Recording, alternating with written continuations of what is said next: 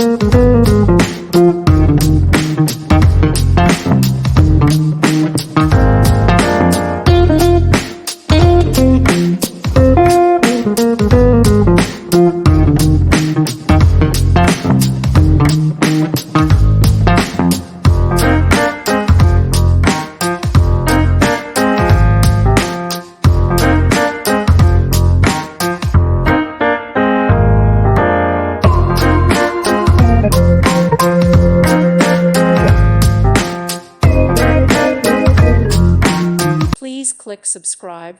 Thank you. Thank you for watching, and may God bless you always.